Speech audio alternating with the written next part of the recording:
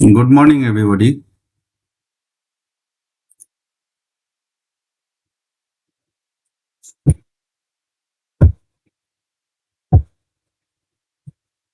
তো আমরা চার্টে চলে আসি। এটা হচ্ছে ব্যাংক নিফটির চার্ট, এটা হচ্ছে নিফটির চার্ট, এটা হচ্ছে সেন্সেক্সের চার্ট। তো তিনটে চার্টই কিরকম, এই উপরে উঠলো, আবার নিচে নামলো, আবার উপরে উঠলো। তিনটে চার্টই মোটামুটি একই রকম।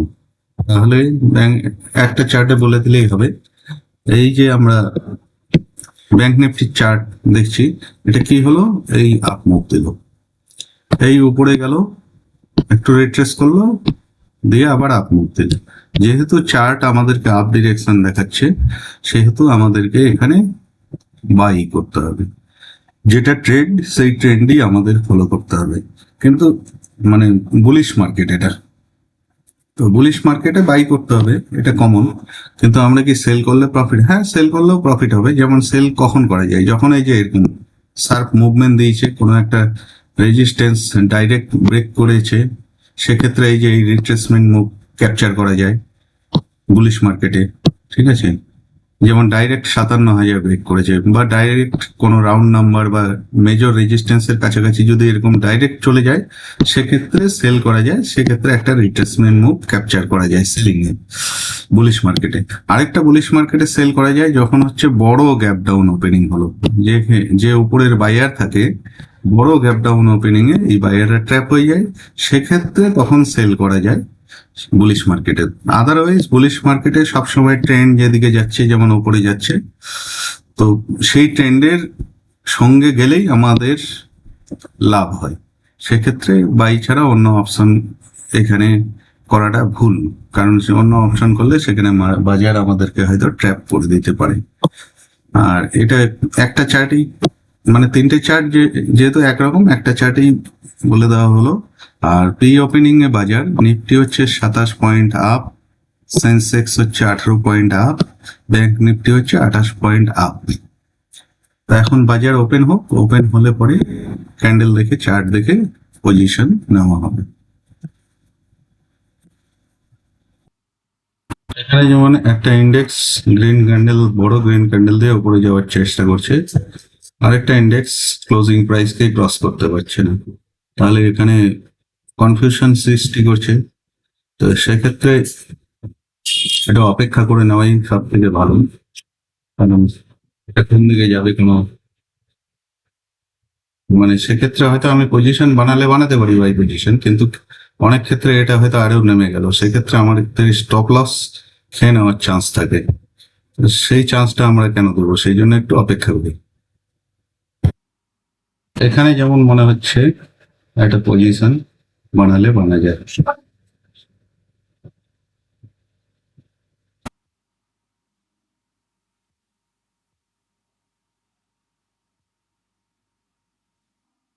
এখানে একটা পজিশন বাই সাইডে আমি বানিয়ে নিলাম।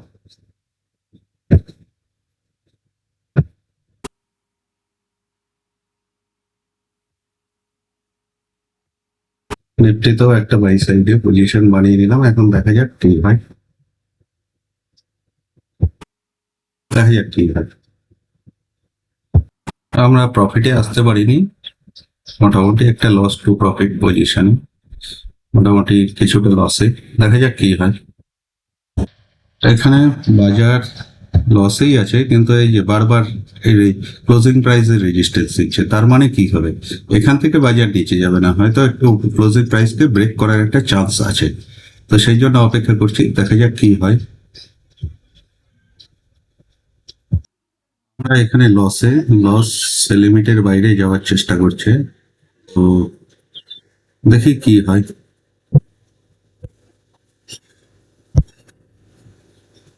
দেখি প্রফিট হয় কিনা।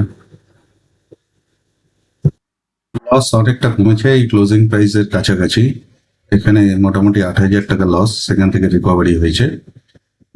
আশা করছি ক্লোজিং প্রাইস এবার আর রিজেকশন দেবে না, ক্লোজিং প্রাইসকে ব্রেক করবে। তো দেখা যাক কি হয়। এখানে ক্লোজিং প্রাইস ব্রেক করেছে, এই ক্লোজিং প্রাইসের উপরে অনেকের স্টপ লস থাকে, তো একটু অপেক্ষা করে যা প্রফিট পাওয়া গেছে তাতেই আজকে বেরিয়ে যাবো। গরম জল দিও।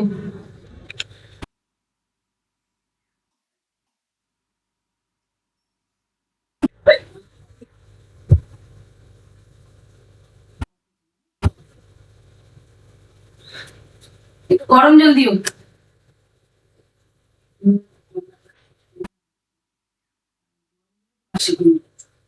খাতা দিয়ে মিটাই দাও বড় ঠান্ডা।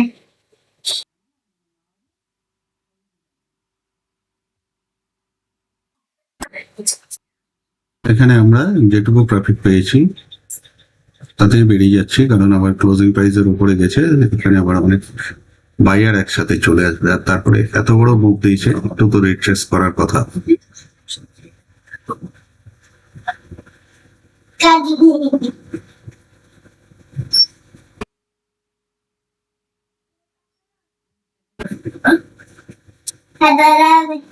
Look nice. It's a bedtime. Bedroom. Education. What is that?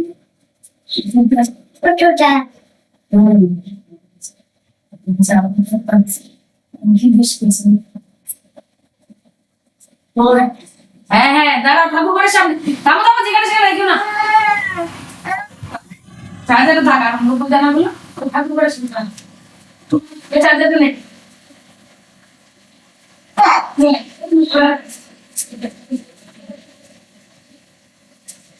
ওই হাতে দুবার লাভ দিব না তো আছি। এদিকে নোটটা তো করে দিয়েছি আমি, ফ্রেশ হয়ে যাবে। না কাছে নিয়ে এই বিদ্যা বলে না, আমি বলছি সব মনে বুঝতে পেরেছি, একটাই মনে হচ্ছে না। এটা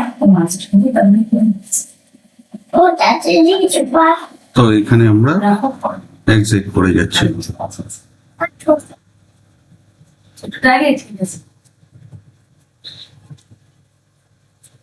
একটু প্রফিট